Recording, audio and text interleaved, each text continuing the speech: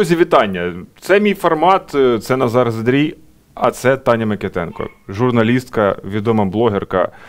Та ви всі її, мабуть, знаєте і, мабуть, підписані на неї так само і розумієте, про що йдеться. Спершу тебе хочу запитати, з якими ти думками сюди йшла? З думками, що я зараз буду щось робити і прийду туди, де не була, як мінімум, останні 1,5 роки. І мені цікаво повернутися в точку, в якій я давно не була, і це прикольний досвід. Що тебе зараз найбільше бентежить? Тут? Взагалі, в тобі, можливо, в країні, в людях. Ти так зараз, зараз мене найбільше бентежить, мені трошки сліпить в око світло. Але насправді, та багато чого. Я останнім часом почала помічати, що так починає мене підплавляти трошки. Від загального накопичення всього того, що я уже отримала за останні 1,5 роки цього повномасштабного вторгнення. Плюс я все-таки активно слідкую за інформаційним фоном, і трошки була оця от качель з дуже контентом розважаючим, який відбувався у суботу, коли Пригожин йшов з танками на Москву, і ти дуже сильно переключаєшся, тому що ти фактично дивишся якийсь аналог сміхопанорами, я не знаю, розсміши коміка, чи якусь... ти так цілий день дивишся розважальне телешоу, реаліті, назвемо це так. А потім повертаєшся до реальності, і розумієш, що це, звичайно, непоганий спосіб був відволіктися, але війна нікуди не зникла, росіяни нікуди не зникли, агресія нікуди не зникла, вони вбивають українців далі, вбивають українських дітей. І от через оцей емоційний підйом у суботу дуже низькою є емоційна яма, тому що, великі контрасти. Тому зараз у мене такий стан збентеженості і втоми, плюс накопичення всього, що сталося. До психолога думаєш, чи ти сама з цим можеш справитись? Поки що справляюся. Я гадаю, що як тільки я зрозумію, що вже не вивожу, то піду. А часто ти відвідувала психолога? Ні. Не часто. В тебе є якийсь особистий чи... Я знаю, до кого я в першу чергу звернуся. У Андрія на каналі є з ним інтерв'ю. Я думаю, що до нього піду як мінімум для базової консультації. Можливо, він мені когось порадить, можливо, він сам зі мною проспілкується, і ми перейдемо в якусь іншу взаємодію. Але, я знаю перший крок, до кого я як мінімум звернуся. Втім, я якось особливо ще не думала в цей бік, тому що, поки що, як мені здається, я тримаю кукуху міцно. Просто от зараз я відслідкувала, що вона у мене так трошечки хитається. І в мене навіть ефір був, я його починала з того, що привіт, я тут з вами все одно, як для психотерапії зустрічаюся, тому давайте я трошечки поскаржуся. Цього не можна робити в ефірах, але я вирішила, що ми зараз не живемо в світі правил і можна їх порушувати. А ти б радила людям взагалі зараз до психологів звертатися? Так. Якщо ви розумієте, що по-перше, ви не здатні контролювати якісь процеси у своєму житті, і ви розумієте, що цей контроль навіть не те, що хочеться брати собі в руки, не те, що не вдається, просто не хочеться брати собі в руки, мені здається, уже треба звертатися до спеціалістів, які можуть вам допомогти. І взагалі дуже багато уваги приділяти харчуванню, сну, якимось таким базовим практикам людським, які дозволяють нам наш організм підтримувати в принаймні якомусь функціонуючому режимі. Тому що я знаю багатьох людей, які, по-перше,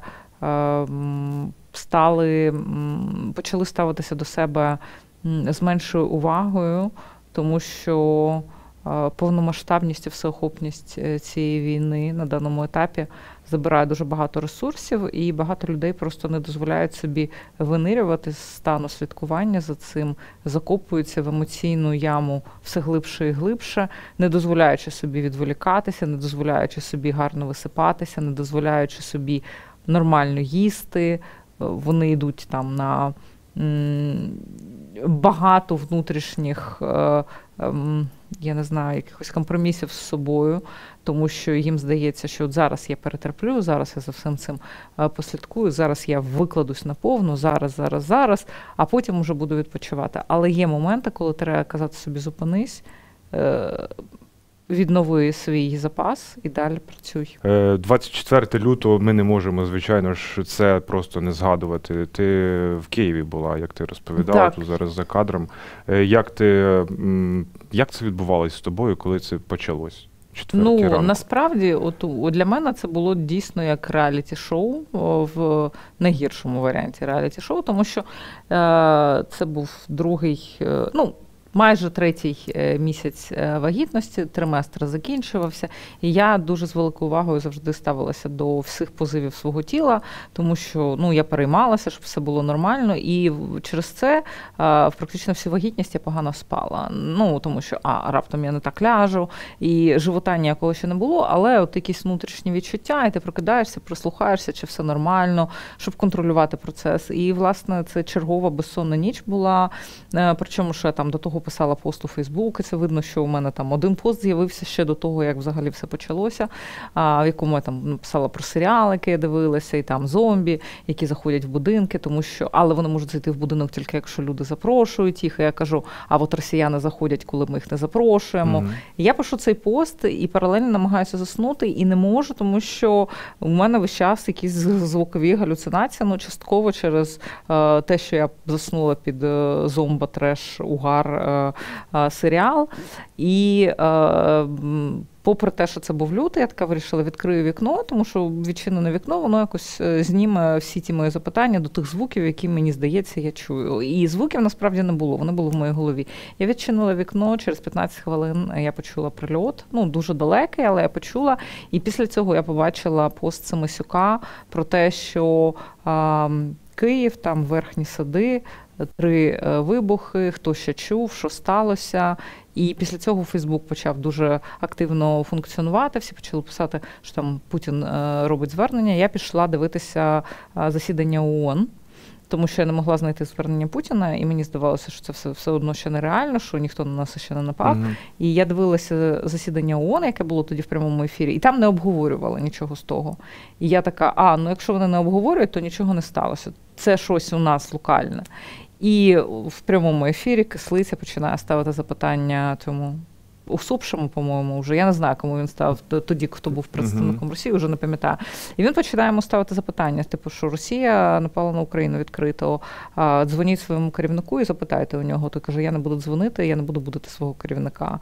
І паралельно Путін, і паралельно викладає, здається, чи CNN, чи BBC відео з футеджем, як у них стоїть репортер, і у нього за спиною відбуваються прильоти. І це чутно прямо в кадрі. І я починаю весь цей матеріал обробляти і зразу кидати у Фейсбук і в Ютуб для того, щоб було очевидно, що все відбувається. Бо перші 2 години було взагалі дуже, дуже все неясно. І я для себе все це поробила, сидячи у ванні, а потім лягла спати. А потім вечір ти була в безпеці, раз ти була у ванні, плюс-мінус. У нас вікно було, вікно у ванні, і насправді, з одного боку я була в безпеці, а з іншого боку я якось і навіть потім поспала, а потім так, ефір треба робити. І в перший же день я робила ефіри, потім я робила ефіри місяць щодня, а потім з перервами через день десь до середини червня, як мінімум. А потім у мене був вже такий живіт, і я розуміла, що я не вигрібаю робити кожні 2 дні ефір, і пішла в таку напівдекретну відпустку, але в декрет я пішла за тиждень до народження малого. То виходить так, що ти про нову активну фазу російсько-української війни дізналася із іноземних ЗМІ? Фактично, з засідання ООН, потім репортер, який під час якого репортажу, бо він вів прямий ефір, я знайшла цей шматок. І фактично, я підтвердження отримала. Звичайно, я почула звуки, я знала, що щось відбувається, і всі почали писати. Найсмішніше, найсмішніше це зараз, я це згадую, звичайно, нічого смішного в цьому немає. Я написала своєму редакторові, який допомагає мені з регулями, Максимові, який живе в Франківську, що ти зараз спиш, прокинешся, прочитай моє повідомлення, Росія на нас напала, а потім читай новини. Я подумала, що я таким чином його якось підготую до того, що він зараз побачить взагалі шквал всього, що відбувається, і, паніка буде, а я така, його підготувала. На що він мені через 2 години надіслав відео того, як палає аеропорт франківський, і він прокинувся від прильоту і вибіг дивитися на балкон, і от це те, що його розбудило. Тому моє повідомлення було взагалі, не заспокійливим, тому що він його прочитав, по-моєму, уже після того, як все сталося, і він такий прокинувся, побачив і скинув мені.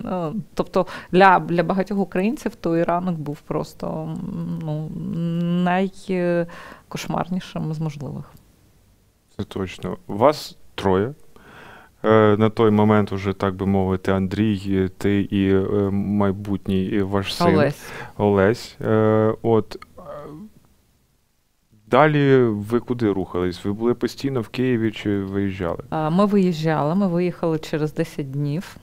Тому що, по-перше, з ліками були проблеми, по-друге, медична допомога теж так трошечки хилиталася. А це був період, коли мені важливо було слідкувати за здоров'ям, ходити на огляди, робити аналізи, щоб там не втратити ніякого моменту. І ми виїхали з Києва для того, щоб мати доступ до клініки, в якій я спостерігалася. І тому що у клініки були декілька філіалів по Україні. Один із них був у Львові. І фактично ми рухалися в бік Львова. Їхали ми з Києва до Тернополя. Це перша наша точка була добу. А це вже який день був? Це був 10 днів минуло після вторгнення. І я пам'ятаю, що там теж ще одна комічна історія відбувалася. Ми виїхали з Києва і їхали дуже довго. І я всю дорогу Андрієві розповідала, що це неправильне рішення, що треба було залишитися в Києві. Одним словом, я всю дорогу цукотіла, нуділа і розповідала, що я погодилася, тому що він мене переконав, а я не хочу, я хочу додому. Капризувала, вирадувала.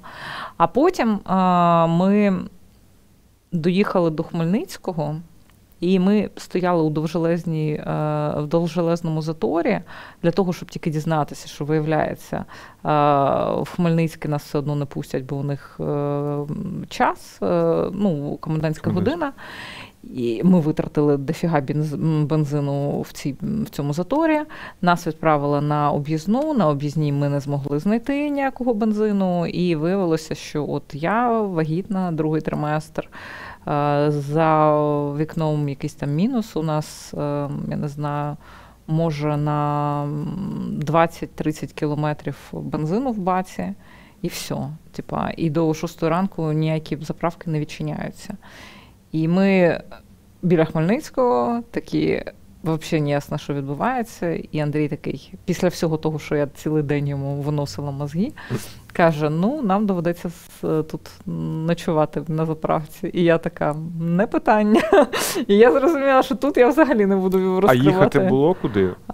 Їхати? Ми їхали в Тернопіль, але нас не було куди їхати. Тобто ми знали, до кого ми доїдемо, але ми туди не доїхали, у нас не вистачило бензину, і ми спали декілька годин у машині. Потім нас таки впустили в Хмельницький, ми почали від заправки до заправки шукати хоча б якийсь там бензин.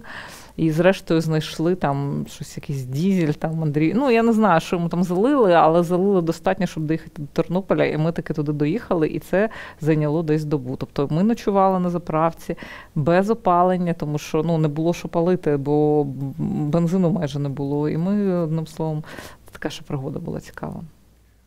А і скільки ви там пробули в Тернополі? В Тернополі буквально менше тижня, а потім переїхали до Львова і вже з Львова працювали там теж. День ефірили я, день Андрій. Спочатку у нас було багато ефірів, потім їх ставало трошечки менше, по мірі того, як ситуація змінювалася, і ефіри були різні. Андрій на свої теми ефірів, я на свої, і ми так чередувалися, і таким чином у нас закрито було нашу потребу інформаційну для того, щоб якось підтримувати аудиторію, якій теж треба було триматися за щось, до чого повертатися. Кожен схопився за той шматок контенту, який йому найбільш комфортний для того, щоб витримати кукуху. І ми робили для наших глядачів те, що їм треба було на той момент. А чому ти кажеш, що ти не хотіла їхати з Києва? Не знаю, у мене було відчуття, що Київ не візьмуть, і я вдома в в безпеці, і тут мені найкомфортніше, я тут можу працювати. У мене перше, там, типу, я можу працювати. Ну, тобто у мене взагалі багато хто говорить, ти була якась дуже спокійна в цей період. Там, твій перший ефір після вторгнення був якийсь дуже веселий. Я кажу, ну да, ну типу, ну я заходила в кадр, така, Путін, ти тут тривоги, не сьогодні, у мене ефір там. Ну, тобто я якось таку муть несла. І, ну, звичайно, я розуміла, що попри те, що у мене є якісь страхи, там, і ще щось, ну, типу, для мене головніше було просто робити роботу, тому що це дуже сильно відволікає. Ну, реально, ефіри дуже сильно відволікають. Тому що якщо у тебе немає роботи і є дуже багато вільного часу, ти маєш великий шанс збожеволіти. Коли у тебе немає вільного часу і просто молотилка-ковбасилка, ти, ну, типу, переключаєшся в інший режим, і тобі легше справлятися зі стресом. І коли ви повернулись в Київ? У травні, і це тому, що, ну, фактично, перший мій триместр я провела до вторгнення і перші ці в Києві, потім другий триместр, який вважається для вагітних жінок найкомфортнішим, найприємнішим часом, я провела, ну, фактично весь у Львові. І я зрозуміла, що я хочу знову додому, і що мені все одно хочеться, ну, мені хочеться дому, і я вважаю, що це хороше рішення, і я дуже довго переконувала Андрія, щоб мені повернутися, і ми зрештою повернулися. І тут, читаючи Фейсбук, 2 вересня 2022 року, ви вже втрьох прям фізично, і це видно, Лесик, Андрій і ти. Да. А як ви взагалі от сприймаєте чисто от появу нової людини? Ой, це, ти знаєш, дуже цікавий, класний досвід, насправді. Я можу сказати, що в мене ніколи не було такого ідеалістичного бачення, там, дитина, о Боже, це, там, я не знаю, божество, це, чи, ну, якась така. У мене ніколи не було такого ідеалістичного ставлення. Мене завжди більше цікаве от, фізика процесу, я маю на увазі не фізіологію, але, ну, от у тебе з'являється людина, і ця людина розвивається, і в тебе можливість бачити, як вона змінюється, і як це взагалі, ну, це дивовижно. Тут ти була одна, і тут із тебе вийшла якась істота, і вона окрема, і це нова людина. І це, звичайно, дуже класний досвід. Лесик народився 26 серпня. Дуже багато до того було жартів, що, ну, мені поставили 25-те як дату, і всі кажуть, все, він народиться в День Незалежності. Ще дуже багато було жартів з приводу того, що треба назвати його Степан, бо Степан Андрійович. Ну, там, ну, такі от жарти. І я подумала, що, ну, насправді це буде жорстоко, якщо він народиться 24 серпня, тому що я хочу, щоб у нього було своє свято. І з одного боку, ну, це було, звичайно, прикольно. Рагулівна народила 24 серпня, в День Незалежності, коли ще.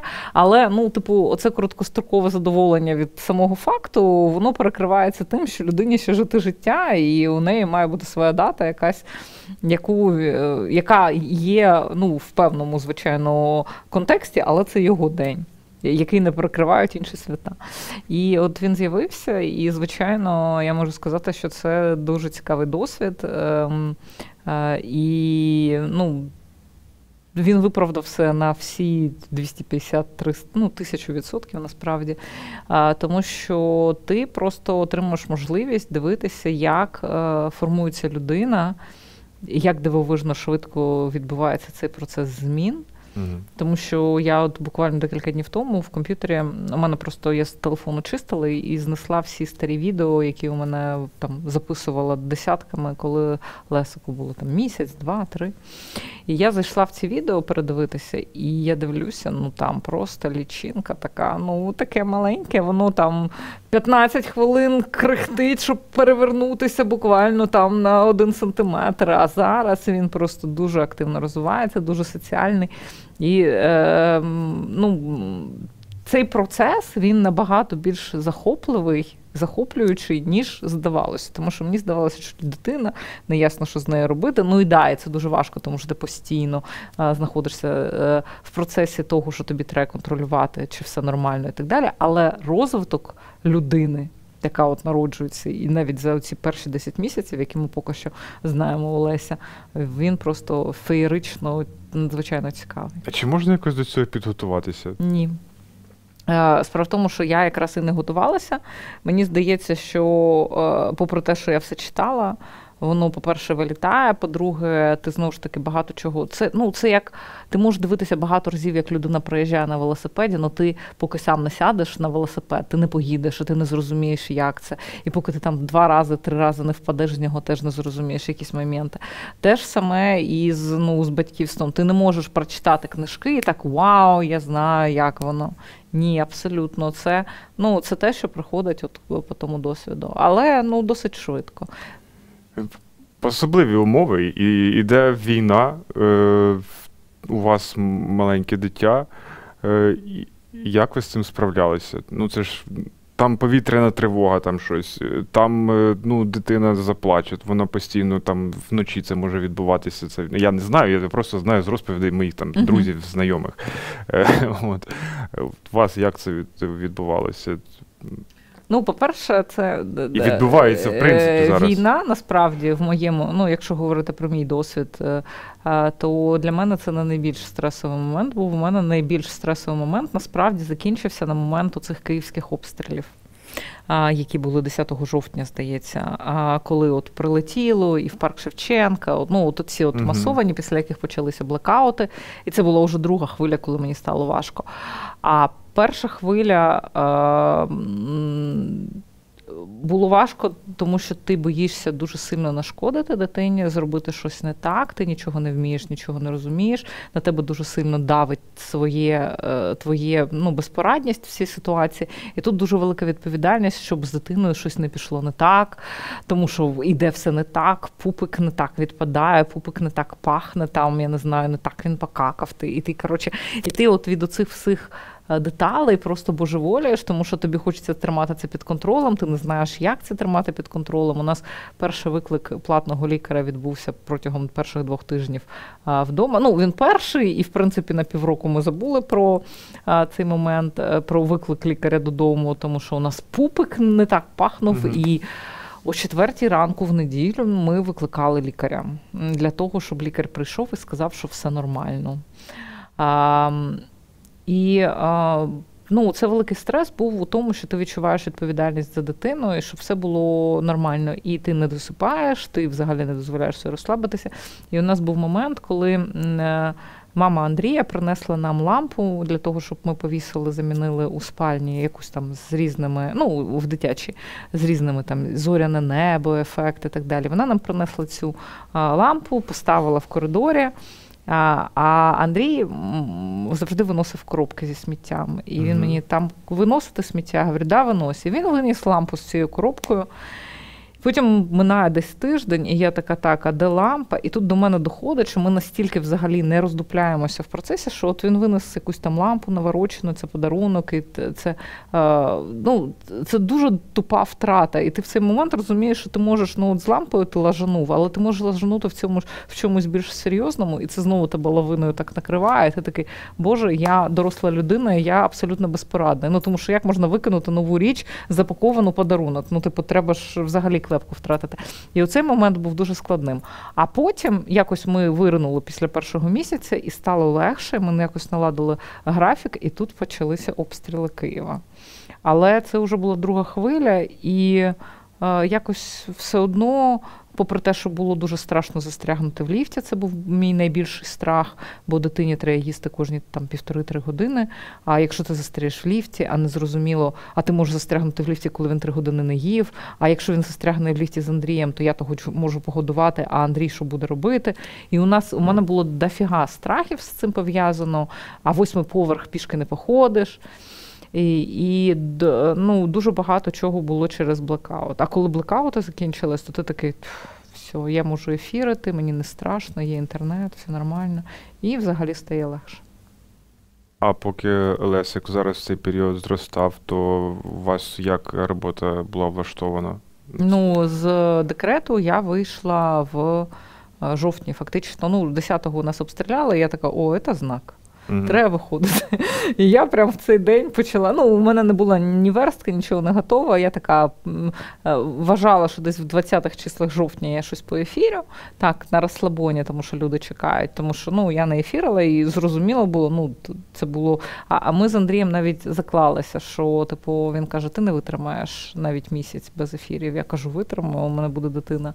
І я навіть перший місяць не хотіла нічого. А потім я така, десь в 20 числа, це якраз майже 2 місяці, Лесику буде, я зможу повернутися, але обстріли, я така, все, мені треба відволікатися, буду працювати, робити ефіри. Андрій робив в своєму режимі, у нього свій підхід до того, що він робив, і зараз у нього ефіри, які він робить, як то сказати так, на видиху, тому що треба переварити певний досвід, і треба дати новий настрій, а потім, я за нього не буду розповідати, він про себе сам краще розкаже. Тут ми далі підемо, так різко перескочимо, в якусь жесть далі опустимось стосовно росіян і цієї війни. Це, мабуть, що твій профіль. Русські ліберали і оця вся... І Андрія теж.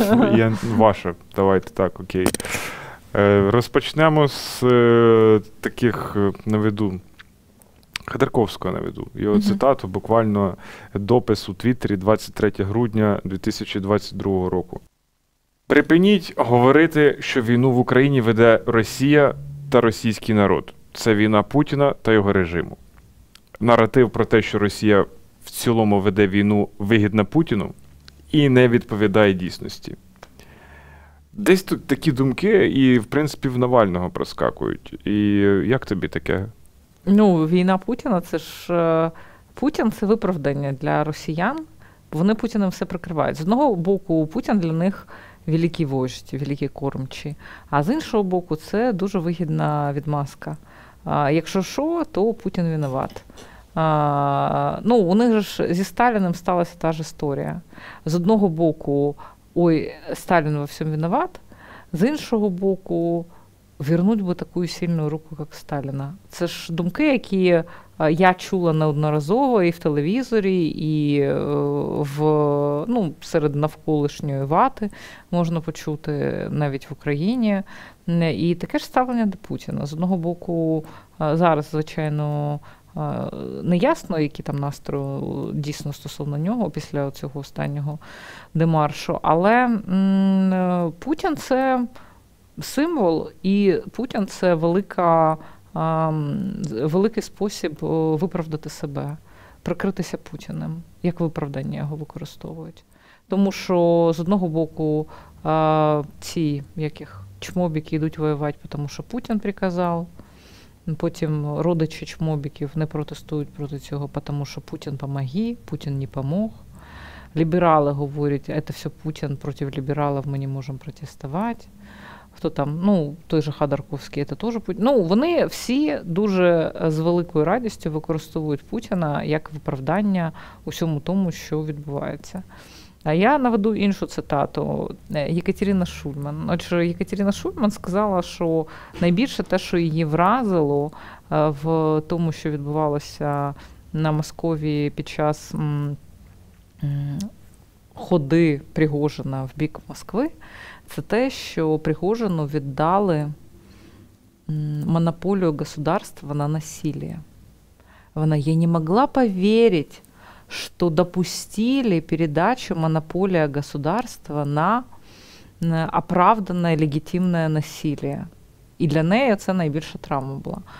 Взагалі, я коли почула цю фразу, я така, по-перше, згадала нашого Черта Авакова, який теж розповідав, що такого государства є монополія на насилие, і він нікому його не віддасть.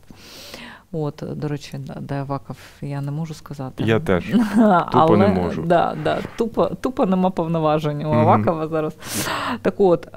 І вона говорить, що найбільший програш – це те, що Путін віддав право на легітимне насилие Пригожину. І це те, що найбільше її засмутило. І ти такий... її вважають лібералкою. Ну, тобто це насправді, там всю цитату треба слухати, але просто це те, що я можу зараз процитувати, це просто діч, те, що вони несуть. І, звичайно, це просто відбілювання себе за рахунок закидання ганчірками Путіна. Остаточно він все винесе. На Дожді я недавно почула фразу одного з експертів, і нікого не збентежила ця фраза. Він коментував там якусь дії Путіна і каже, і навіщо він це відбілює так? У нас, слава Богу, війна, Путін може поїхати на фронт і щось там поімітувати. І я почула фразу «У нас, слава Богу, війна», і подумала, чи є взагалі хоча б один українець, який може вжити словосполучення «слава Богу» з словосполученням факту війни. І я подумала, що це дуже сильно відрізняє росіян, навіть найліберальніших, тому що це в ефірі «Дождя» прозвучало, від українців. Тобто, грубо кажучи, навіть такий маркер, тобто я не уявляю українця, який зараз може сказати, от зараз, сьогодні може сказати цю фразу. Я взагалі не можу уявити там в розтягнутому проміжку часу. І це, очевидно, для них просто велике завоювання непокорного, глупого, недоразвитого народца, которому мы придем и покажем, конечно же, как жить. З'явився термін «рашизм». Джохар Дудаєв, він це називав ще тоді русізмом уже. Тоді пережили вони геноцид. Давайте скажемо, і зараз ми це те саме переживаємо, в принципі. Як ти розумієш це поняття і як це взагалі могло статися в 21 столітті? Вони, по-перше, до цього йшли дуже активно. По-друге, по-моєму, це Тімоті Снайдер придумав взагалі цю фразу, хоча я не впевнена, таке визначення. І я пам'ятаю, що у Тімоті Снайдера було інтерв'ю з Хорошим Русским, який розповідав йому, що насправді Росія не така імперська, і у неї немає цієї імперськості, і що це все вигадки, бо насправді Росія просто хоче облагородить завоеванные народы, потому что у России очень богатая культура, и она хочет поделиться своими знаннями, я перепрошую за російську мову, вона хоче поділитися своїми знаннями з завойованими народами, дати їм якісну мову, якісну культуру, якісну архітектуру і так далі. А Снайдер дивився на цього ведучого і казав, ви даєте визначення тому, що це і є рашизмом, це і є шовінізмом, це і є імперськістю, те, що ви говорите. Тому що припускати, що якомусь народу треба саме ваша культура, щоб він став кращим, це діагноз для тієї людини, яка так припускає. Тому я вважаю, що оця ось кращість, і більше того, зараз дуже активно розкидаються, у росіян якийсь спосіб боротьби з усіма, звинувачувати усіх у тому, що робить вона сама. Говорити, що я не винна, а от всі ви навколо робите саме те, що робить сама Росія. І, зокрема, зараз дуже популярною є теза про те, що це українці насправді нацисти, це українці насправді поширюють русофобію.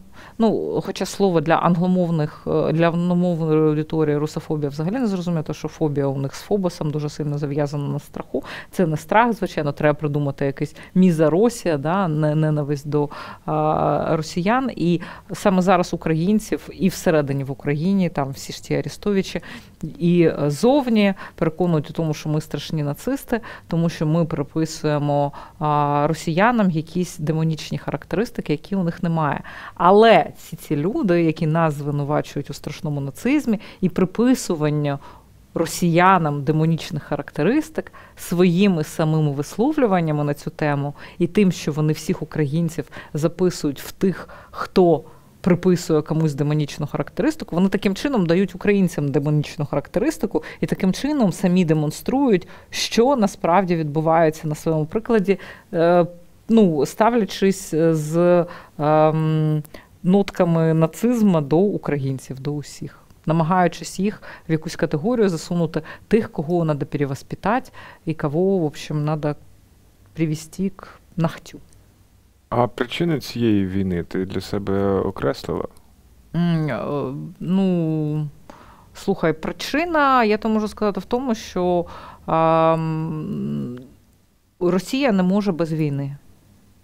Вона не може існувати без війни. От і все. Для мене це та причина, якою відбувається. Ну, тобто їм постійно потрібен, через те, що вони не здатні функціонувати в режимі садок вишневий коло хати, тому що вони ніколи не вміли його побудувати. Вони не здатні функціонувати в режимі адекватної розбудови і саморозвитку, вони здатні функціонувати в режимі розграбовування і присвоювання чужого. Вони здатні функціонувати в режимі безкінечного розширення і за рахунок цього типу присвоювання собі величі, якої насправді немає, але коли розширення державних кордонів є, то вроді би і є велич. І через те, що вони не здатні бути просто в спокійному стані, тому що керівництво не налаштоване працювати так, щоб в спокійному стані було добре і не було ніякого запиту на таке на величие, тому що вони ж можуть продукувати певного плану величия, там технологічне, культурне, я не знаю, спортивне. Спортивне вони величие якраз і демонструють і використовуються винятково для політичних цілей, тому що всі спортсмени у них служащі військ Російської Федерації. І через те, що вони не здатні функціонувати і бути здоровим суспільством без запозичення чужого, без присвоювання чужого. Якщо говорити про ліберальних росіян, відкриваю YouTube сьогодні, мені підштовхує канал на російський ліберальний теж відео, про який є канал, я про це давно не бачила, давно не чула, не слідкую. Заходжу, тут мені підштовхує. А що російські іммігранти подарили миру? І далі, і це як промо, то, що росіян в еміграції треба приймати, і хто ж там на обкладинці поруч зі словом вертольоти? Сікорський. Російські іммігранти подарили миру. І я така... Чик, принтскрін, виклала в Фейсбук і така, та що ж таке? Як так? І я не дивилася взагалі нічого далі, що там ще було. Там у них, що російські іммігранти подарили миру, і перший йде вертольоти, потім ще щось. Фотографія Сікорського, і другий фотознімок я не звернула навіть увагу, хто. Але дуже красномовна історія про те, чим є ліберали. Вони навіть зараз не здатні, навіть зараз, знаючи, наскільки болючим для українців є оцей етап присвоювання, колонізації, домінування над тим і присвоювання собі того, що не є російським, наскільки це є болючим. І дуже ліберальний канал робить такий відеоролик, хоча подивитися, де народився Сікорський, можна дуже легко. І зрозуміти, що це не Росія. Обмажуться говном і величие. У Сорокіна ж там була ця норма, не оповідання, повість, я не знаю, про норму, про те, як фактично все населення країни живе з тим, що кожному щодня треба з'їсти норму говна. У них воно в брикетах, їм роздають, і їх обов'язок їсти його. І от вони їдять. Кожен в своєму контексті, але кожен свою норму виїдає. От, мені здається, дуже показова історія, яка, в принципі, ілюструє. В горці шоколадка Альошка. І я багато відео, в них там є змагання, хто швидше викупе могилу. Є змагання, хто краще прикрасить могилу. Культ цієї смерті в них такий розвинутий. Одна з останніх новин, яка мене вразила, це культ гонитви за новим житлом на цвинтарі, який зараз дуже популярний серед росіян. Це купівля житла в Маріуполі. Тобто населення держави, яке стерло місто під корінь, знищивши 90% міста, дуже активно займається тим, щоб викуповувати там залишки житла, бо воно недороге. І екологія хороша, в отличие від моєго регіону. Хочу жити на морському узбережжі. Вони зараз змагаються у тому, щоб викуповувати залишки квартир або отримувати нові квартири в Маріуполі. В місті, яке було зруйновано їх населенням. Під проводом їх Путіна. то у мене питання. Оці люди, які роблять такий культ з того, щоб оселитися на цвинтарі, облаштованому їхньою державою, вони дають підстави називати себе людьми? Чи можливо дати їм якусь іншу характеристику? Я їх називаю просто живими організмами. Як дуже влучне, як на мене, означення цієї біомаси. Ну, я їх називаю населенням, але фактично мені здається, що, що твій вибір оселитися на цвинтарі, який облаштувала твоя держава, з допомогою свого населення, з допомогою тих, хто десятками тисяч прийшов знищувати це місто і вбивати українців, які там жили, руйнувати їхнє теперішнє і майбутнє, вбивати їхніх дітей, і ти після цього обираєш жити на цвинтарі людських доль, тому що тут екологія получше. Це дуже красномовна характеристика того, чим ти є.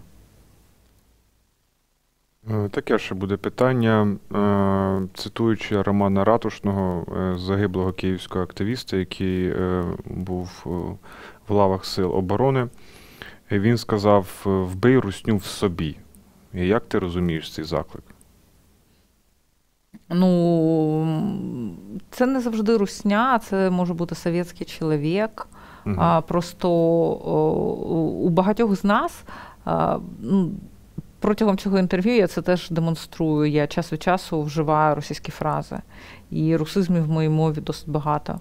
Попри те, що я здатна спілкуватися винятково українською, я все одно ще пропускаю це, випускаю з себе. Це буде наступне моє питання. Так. Про мову. І я можу сказати, що через те, що ми або наші батьки, в моєму випадку я там застала Радянського Союзу 10 років свого життя, але тим не менш, я застала цей пострадянський простір, я була оточена досить довгий період дуже совітськими людьми, які впливали теж на те, якою людиною була я. І тут варто визначити, які риси є ознакою того суспільства, російського зараз, совітського там декілька десятків років тому, які ознаки є в тобі, і позбутися цих ознак, щоб тебе нічого не пов'язувало з твоїми ворогами. Окрім того, що ти розумієш їхню природу, ніякої користі в цьому більше немає. А які це можуть бути ознаки, там парочку можеш назвати, крім мови? Насправді зануреність в культурний простір – це дуже великий є фактор, який, грубо кажучи, чому дуже важливими є гравцями для Путіна, для Росії, для всіх росіян, чому дуже важливими гравцями ринку є Дуді, всі ці ліберальні росіяни, всі ці Світло-Лободи і так далі. Тому що вони є таким знаком рівняння між нами, між нашими двома суспільствами, які говорять, що ми все-таки один народ. І от всі ці риси, які дають можливість росіянам розповідати про те, що ми один народ, про те, що ми однакові в этом, оці риси треба викорінювати з себе. Про мову. Якось дивився один із твоїх ефірів, і ти радила подивитися фільм документальний, він називається «Соловей співає». І от я подивився, і всім рекомендую. Я навіть в кінотеатр ходив, щоб подивитися його. І от подивився. І там мене дуже вразило, ти знаєш, там були історії, що ущемляють русський язик. Ой, пиздець який. Але тут історія в іншому була. Це київська історія, і отут 80-ті роки, і там от один із цих людей, які там в цьому фільмі, в нього там коментар беруть, і він от цитує з перекладом, він російськомовна людина. У нас була розвага. Вона називалася «Піти на футбол, випити пиво і побити жлобів». І далі він каже, що для пацанів з Печерська був привід відпиздити, він так сказав, тих, хто якось так говорив, що там белькотів, типу, з натяком на те, що це були україномовні люди. Тобто, і вони, така розвага в них була. А це, за його словами, там середина 80-х. Діч повна. А як, ти 81-го року народження, тобто як Київ був, коли ти вже такою свідомою, в принципі, стала, середовище мовне, яке було в Києві? Я обирала спілкуватися російською дуже довгий період часу, попри те, що вдома спілкувалася українською, бо з батьками я спілкуюся українською, але соціалізація, вона тиснула, особливо, коли ти там в дитячому садочку вперше стикаєшся з тим, що таке соціалізація, і над тобою сміються, тому що в тебе є ця характеристика україномовності, тому ти такий, щоб наді мною не сміялися, я буду адаптовуватися. Як це відбувається? Дуже легко. У школі ти теж якось там, всі спілкуються російською, і я буду спілкуватися російською, попри те, що української мови було дуже багато, вона була дуже активно в моєму житті присутня. Тато родом з Полтавщини, я їздила туди в село на літо, там спілкувалася теж винятково українською, це був комфортний простір, де можна було спілкуватися українською, і ти не відчував себе якоюсь білою вороною, тому що там всі спілкувалися українською. Але от коли ти городська, то ти должна соответствовать. І я можу сказати, що я розуміла, точніше, от коли ти спілкуєшся з однолітками там в школі, ти якось не дуже сильно фільтруєш насправді оцю от проблему, тому що ти просто обрав адаптуватися до більшості, і ти разом з більшістю, і ти такий, окей, я разом з ними. Але коли я, наприклад, ходила по Києву з татом, то за тим, як на нього реагували уже дорослі, я дуже активно бачила, наскільки є сильним неприйняття української мови в Києві, і наскільки це є маркером для багатьох, що ти якийсь недорозвинений. Хоча, насправді, у мене ніколи не було відчуття мого батька як якогось недочлена, як, я не знаю, унтерменша. У мене не було ніколи. Я завжди знала, що мій тато надзвичайно цікава, важлива людина, його дуже багато хто поважає. Він має вагу у тому просторі, де він веде свою діяльність професійну. І у мене ніколи не було почуття меншовартості стосовно мого батька. Я розуміла, що він, видатна людина порівняно з тією продавчиною цукру, яка йому кричить. Але в тебе була ця меншовартість, вона проявилась по факту. У мене не було, з одного боку, у мене була меншовартість стосовно себе, і я зробила вигляд, що я, окей, я граю з правилами за всіма іншими, тому що, в дитинстві дуже активно працює цей стадний інстинкт. Не буду виділятися, щоб до мене не чіплялися. Але от стосовно тата, у мене ніколи не було якоїсь невпевненості, що він якийсь не такий. Такою глобальною. Можливо, якісь епізоди там були. Звичайно, я не можу згадати все своє дитинство. Але, я коли бачила зневажливе ставлення до цього, то у мене не було, тато, давай тебе, от там тьотя налаяла на тебе. У мене була позиція, та як ви можете взагалі, ви знаєте, хто мій тато, він такий талановитий, там все. І я бачила це ставлення, я бачила те, як ставляться до української мови, це там 90-ті, так?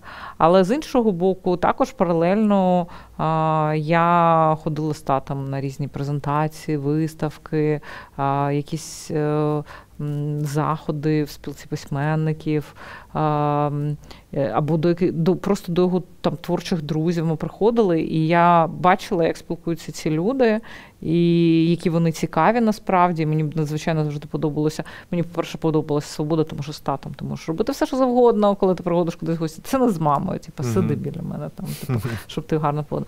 Он там книжки, іди читай. І ти біжиш, а там коридор, і в коридорі отак от книжки.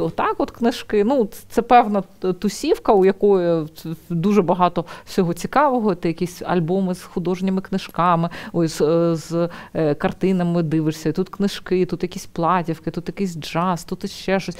І воно таке все, і воно все ще оповито українською мовою, тому для мене був з одного боку дуже класний елітний простір, в якому ти відчуваєш себе комфортно. Це біля тата, і інший простір, в якому ти просто вмонтовуєшся для того, щоб не віддалятися з натовпу школярів у школі. А потім, вже в 20, ще студентський вік туди-сюди, я розуміла, що українська мова – це мій плюс, тому що мені не треба, що я класно орієнтуюся в багатьох питаннях, там, в освітньому плані, мені легше робити якісь завдання, легше мати доступ до літератури і так далі, і так далі. А потім я зрозуміла, що, мабуть, взагалі треба поміняти коло спілкування. На якомусь етапі я це вирішила, і я зрозуміла, що коло спілкування я можу поміняти, шукаючи україномовних друзів, і там далі українська просто запанувала в моєму житті. І в який ти момент вирішуєш, що все, тут я україномовна українка? Українськомовною я стала десь... друзів я почала шукати свідомо десь 25-26 років. І потім стався якраз оцей от момент, коли почали з'являтися рагулі, коли з'явилася читанка. Це був той момент, тому що коли я почала шукати друзів, це було 25-26 років, тобто це було за 2 роки до появи рагулів. І в той період я ще почала розповідати, що мені здається, що дуже важливим треба мати український інтернет, бо тоді він взагалі був жахливий, там українського продукту майже не було, тому що, а яка різниця, все ж є на русском. І тут я пам'ятаю, що я там навіть якісь пости писала в ЖЖ, це тоді було, і в кампаніях говорила, що буде багато українського продукту в інтернеті, і це там все зміниться. А потім я така, та я сама в цьому візьму участь. І там перше це була читанка, після читанки це почали з'являтися рагулі, а потім я почала активніше. А зараз я розумію, що, власне, те, що було нереальністю 15 років тому, стало взагалі суперреальністю, і це тільки прогресує. І головне, щоб це далі прогресувало, щоб ми не скотилися на пси. За цими відчуттями, якщо ми зараз беремо це до і після, це 24 лютого, Київ став більш україномовним? Ой, мені важко робити вибірку, у мене дуже специфічні маршрути, але мені, як для мене, то так. По-перше, Київ став більш українськомовним, коли в 21-му році прийняли, вийшов в силу закон про захист і забезпечення функціонування української мови, коли українська мова стала обов'язковою для обслуговування. От тоді, я пам'ятаю, це 16 лютого, а я вийшла з дому і там зайшла кудись. Я просто відчуваю, що скрізь я вдома, тому що коли починає тебе обслуговувати українською мовою, багато клієнтів, які українськомовні, вони не переходять на російську, а продовжують говорити українською. І української мови стало за один день дуже багато. От в 21-му році, це, здається, 16 січня. А потім я розумію, що зараз для багатьох, знову ж таки, це перехід важливий. Багато хто робить багато зусиль для того, щоб перейти на українську. І мені здається, що на тих вулицях, де я ходжу, то там більше української стало. Але моя вибірка досить мала і специфічна. Якщо ти не можеш спілкуватися мовою держави, в якій ти живеш, і обираєш спілкуватися далі російською мовою, то це дуже велике питання до тебе. Особливо мені подобається мотивація, коли розповідають, що от ви мені хочете сказати, ви мені хочете нав'язати українську мову, і я вам на зло буду говорити російською. Я хочу цих людей запитати, а ви не хочете для росіян на зло, після того, як вони обстрілюють ваше місто, почати говорити українською? На зло їм, те, що вони тебе обстрілюють, ви говорите однією мовою. Ти для мене на зло, тому що я тебе попросила просто говорити мовою. У тебе не виникає питання, чи на зло росіянам ти не хочеш щось зробити? Не виникає, тому що, знову ж таки, весь культурний продукт, туді, лабади і так далі роблять їх більш прив'язаними до ідентичностей там, ніж до ідентичності тут. Тобто я для них більш віддалена особистість і ідентичність, ніж, я не знаю, хтось там, Регіна Тодоренко, наприклад, яка сидить в Москві. Далі про телемарафон. О. Ти дивишся його взагалі? Дуже мало. Дуже мало. А якщо ти його дивишся, то що ти там бачиш і що тебе вкурвлює, якщо ти це бачиш? Все вкурвлює. Я його вмикаю, і він мене одразу починає вкурвлювати майже всім. Тому що, там, наприклад, включаєш ти телемарафон, а там канал Рада. І там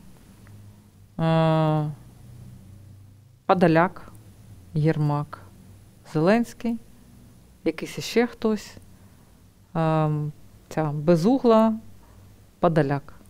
І ти такий, кожні там 20 хвилин якийсь зелений товариш. І це виглядає як, така радянська стенгазета. Телемарафон зараз взагалі як тобі потрібен? Він давно вже не потрібен, насправді. А на першому етапі це, мабуть, було потрібно, а зараз? Я не настільки глибоко зараз занурена в телемарафон, але наскільки я бачу взагалі телевізійний продукт, який зараз робиться, мені здається, що, по-перше, різноманіття телевізійного продукту повинно розширюватися, а не те, що вони лабають. Причому, що я просто, як людина, яка робила ефіри там щодня, і які я теми піднімала, я бачила, як Андрій робив свої ефіри, які він теми піднімав. І я бачу, що роблять телеканали з іншими потужностями, з величезним штатом за кадром, і який в результаті виходить у них низькоякісний, низькоінтелектуальний продукт, який не дає глядачеві того, що насправді мав би давати продукт з такою махіною за кадрами, з таким бюджетом. Просто у нас з Андрієм дуже велика відповідальність стосовно того, про що глядачеві буде подумати після того, як ми проведемо ефір. У мене кожен мій ефір, кожен мій лайв – це завдання, щоб після мого лайву глядачам було над чим подумати, що повертіти в голові і де розвинутися. Навіть якщо я не озвучу якусь ту думку, яку він буде думати, я можу озвучити щось, що наштовхне їх на цю думку. У Андрія ефіри ще глибші, насправді. Тому я можу сказати, що наше завдання в тому, щоб глядачі бачили, як думаємо ми, як мислимо ми в ефірі, і продовжували мислити після нас. Тому що головне – це не поголів'я Антонін, а не поголів'я взагалі, а особистості, які потім формуються, зокрема і завдяки твоїм ефірам теж. Тань, а ти хотіла б стати міністром культури? Взагалі не хотіла б. Я взагалі вважаю, що ставати частиною державного апарату зараз – це дуже близько до того, що ти себе дуже сильно обмежуєш у тому, що можеш робити. Грубо кажучи, я міністр культури вже. Ми міністр культури та інформаційної політики разом з Андрієм. Тобто, для того, щоб змінювати суспільство так, як ти хочеш його змінити, не обов'язково бути міністром культури чи мати якусь посаду. Можна це робити на своєму низинному рівні. І я розумію, що якщо я буду шукати посаду, то я можу втратити те, що я роблю. Чи потрібно Міністерство культури? Мені здається, що насправді не потрібно. І насправді це такий залишок того пострадянського. Це як чи потрібні заслужені артисти України, чи потрібні там ще якісь, я не знаю, інституції, які насправді заважають працювати, а не стимулюють роботу. Тому що, наприклад, Довженко-центр, він показав, що він поза підтримкою держави більш ефективний, ніж коли держава починає втручатися. І насправді ця інституція могла б поза державою бути ще більш ефективною. Держава повинна сприяти тому, щоб зберігалися наші архіви, наш культурний спадок, для того, щоб, має бути якась інституція, яка займається дуже таким менеджерським процесом і відстоюванням тих культурних питань, які виникають. У нас нові виклики, і, відповідно, має бути можливий на даному етапі, поки наше суспільство розвивається, якась інституція, яка лобіює роботу в цьому напрямку. Грубо кажучи, протягує в Верховній Раді ті законопроекти, які необхідні для того, щоб наша культура функціонувала ефективніше. Але з того, що робить наше Міністерство культури, і з того, що я чую від Ткаченка, що у нього тупо немає повноважень ні на що, стосовно чого йому ставлять запитання, я розумію, що це нам точно не потрібно, тому що це винятково для забезпечення амбіцій декількох людей, які обслуговують свою діяльністю, знову ж таки, вузьке коло людей, а не запит українців. Ми зараз бачимо цей чудовий, красивий, синьо-жовтий український стяг. Що для тебе це значить і чи помінялося до нього ставлення після 24 лютого, чи в тебе ніколи ставлення до цього символу не мінялося? Я можу сказати, я не можу сказати свідомо, коли у мене з'явилося якесь розуміння того, що це наш символ, і якесь ставлення до нього сформувалося, але я можу сказати, що таким досить ілюстративним ставленням є те, що коли ми подорожували з Андрієм Україною різними регіонами, я у кожному регіоні фотографувала або намагалася знайти якісь оті моменти, які дуже нагадують прапор. Ну там пшениця і небо, то зрозуміло, але море і пісок, або Олешківські піски, там якраз пісок і небо, або там соняхи і якісь іще там рослини, які синього кольору. Одним словом, в різних регіонах ми їздили, або там сіно і просто, знову ж таки, небо або вода. В багатьох регіонах можна було побачити оце от віддзеркалення того, що ми бачимо на прапорі і сприймаємо як наш символ. І я просто почала це сприймати, тому що воно так трошечки підтягує тебе до цієї землі.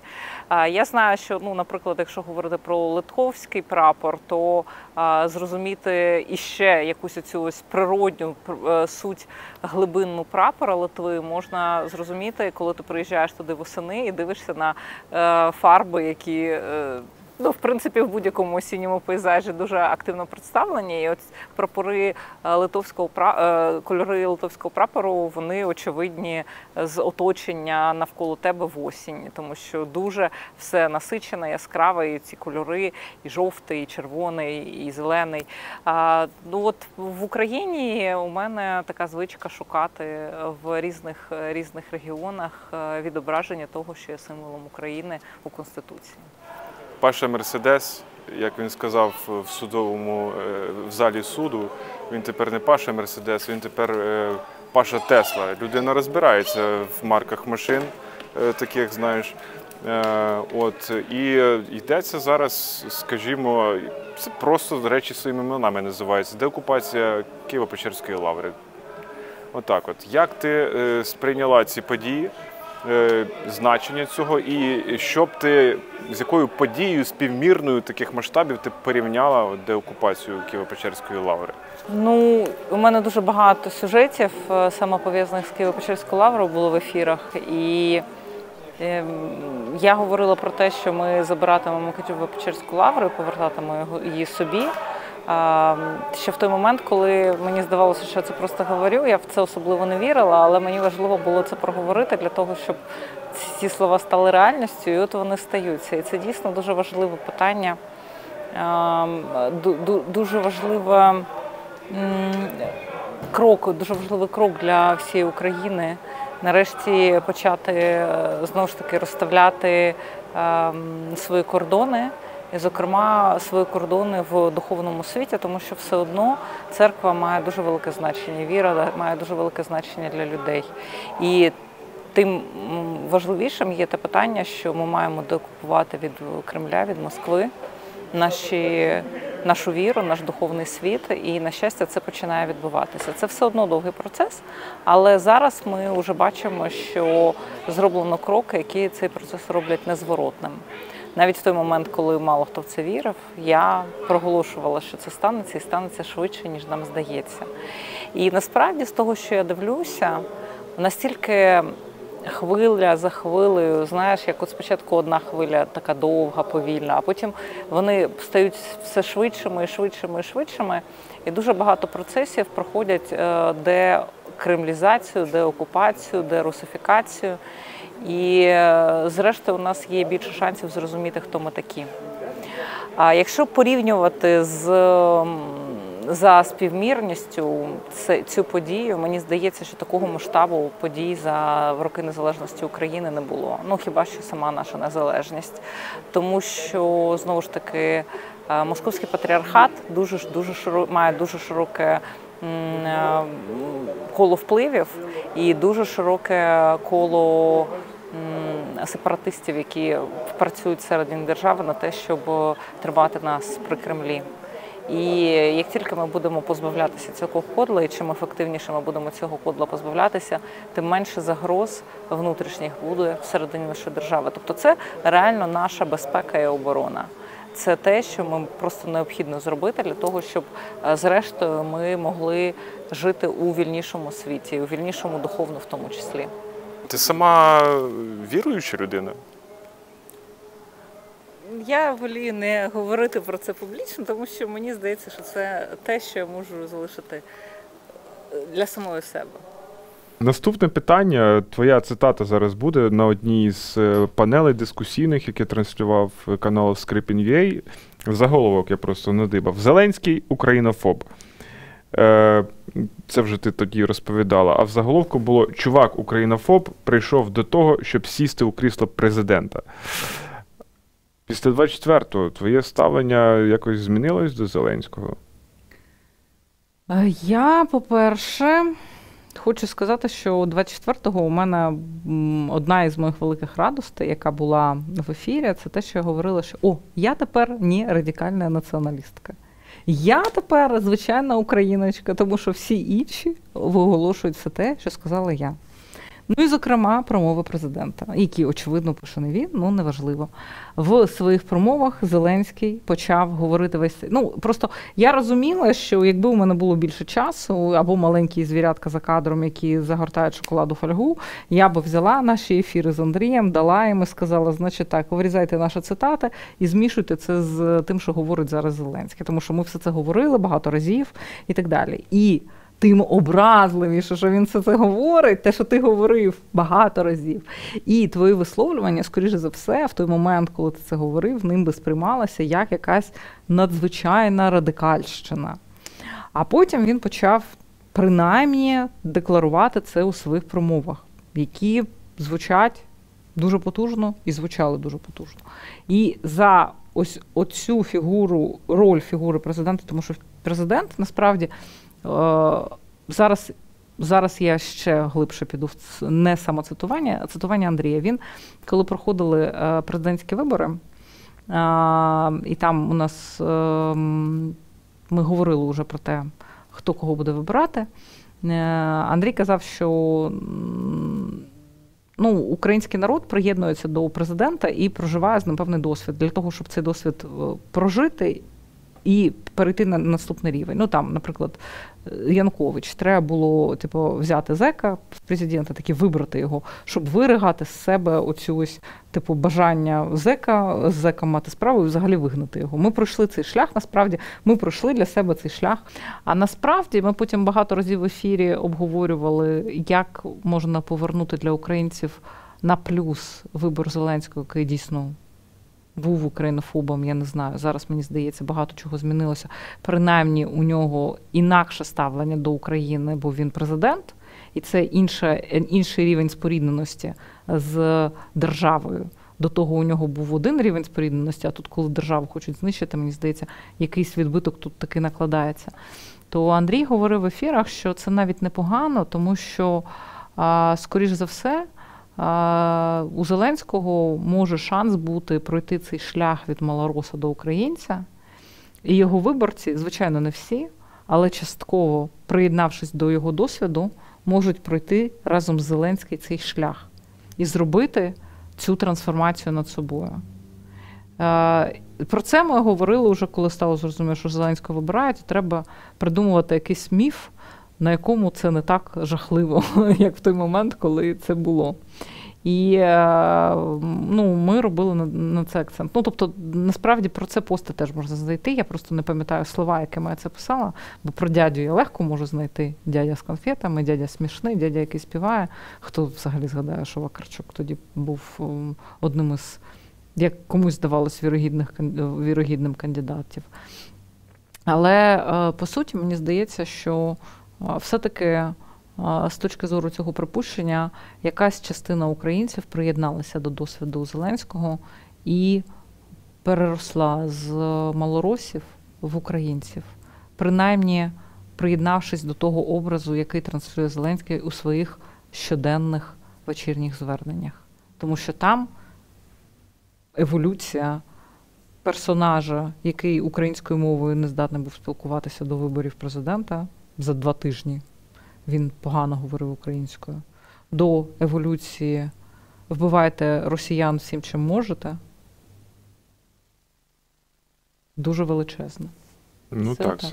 Але, а далі виграємо війну, далі ми будемо роздивлятися президента уважніше. Поки що, мені здається, для України це, помітна дуже фігура і дуже значна для нас, тому я не дозволяю собі лізти поки що в якісь такі глибокі підкопи під Зеленського. Тоді я поставлю тобі питання, мабуть, що про сенс життя. Ти як це розумієш, сенс життя, і чи ти знайшла його? Ой, ти знаєш, ти легких питань не ставиш, от просто. Я там можу сказати, що я шукаю сенс життя, тому що мені здається, що відповідь на це запитання, як мінімум, цікаво знайти і крутити. Я над цим думала, і мені здається, є оцей ось анекдот, який дуже влучно передає сенс життя насправді, коли чоловік помирає, потім потрапляє в рай, аудієнція з Богом. Бог його говорить, якщо в тебе є запитання, я тобі можу дати відповідь на них. І він такий каже, є. От який сенс був мого життя? Той каже, пам'ятаєш, ти там колись працював в одному банку, і їздив там у відрядження з такого міста в таке, да. І ти там їхав у потязі, нічним потягом, він так, і в купе з тобою сиділа жінка і попросила, щоб ти передав їй сіль. Він каже, пам'ятаю, оце. Той факт, що ти просто передав сіль жінці, ти для цього був в цьому світі. Звичайно ж, це анекдот, який тільки підкреслює насправді те, наскільки ми можемо не розуміти, навіщо ми дійсно в цьому світі, тому що якийсь наш один вчинок може змінити все. І насправді у мене такий же підхід до кінематографу. Тобто, якщо фільм абсолютно поганий, але там є хоча б одна репліка, яка мені сподобалася і запала в душу, я для себе вирішую, що це сенс цього фільму.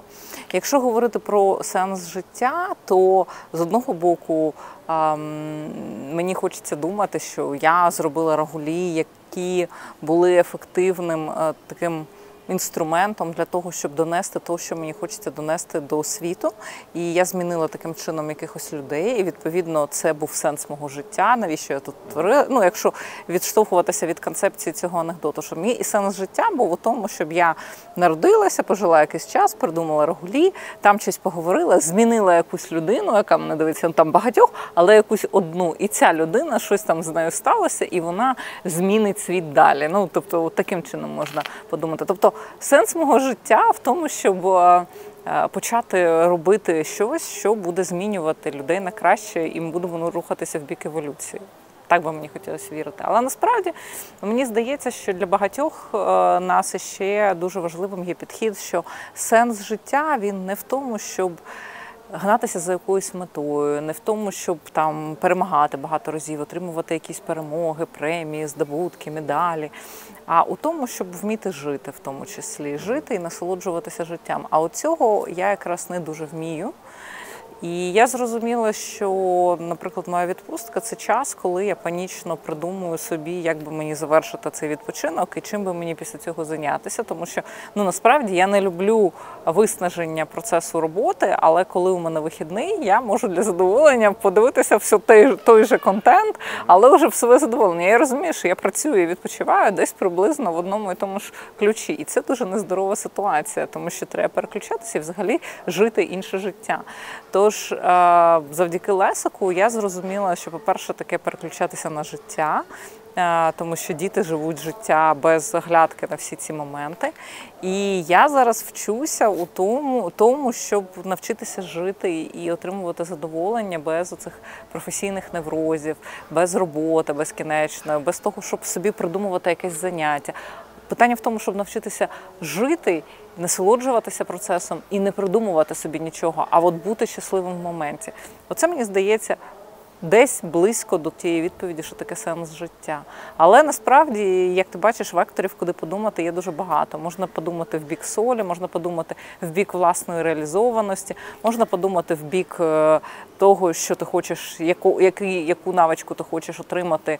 І у мене це навичка просто жити в задоволення. І я намагаюся зараз навчитися жити життя. І це мій сенс. Це ж задача, ще зрозуміти, в чому твоє призначення. В тому і складність цього процесу, що тобі ніхто не дасть відповідь на запитання на це. Тобто ти або сам, або все. Москва палає, щастя більшого немає. Це ж слова із пісні.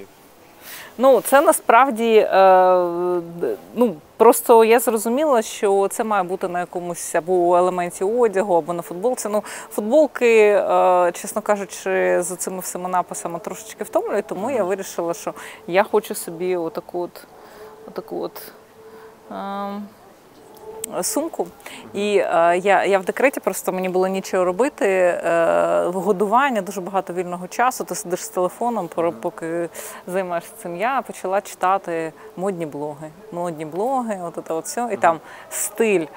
Так, що зараз модно, тренди, і там тренди носити 2 сумки. І я ношу 2 сумки, тому що одна сумка, вона про рівність, різні рівні на ній написано, а друга сумка про Москва палає, щастя більше немає. І я так хожу і всесвіту подаю сигнали. Так, нам потрібна рівність, нам потрібне щастя, і нам потрібна яскравість, як у цих кольорах, ну і нам потрібна яскравість палання Москви, бо Москва палає, щастя більше немає. Що таке щастя? Щастя? Це не думати. Мені здається, щастя – це бути, жити, насолоджуватися чимось і не думати. Не думати про те, ой, а чим зайнятися, або не думати, ой, а куди мені те, ну, не думати.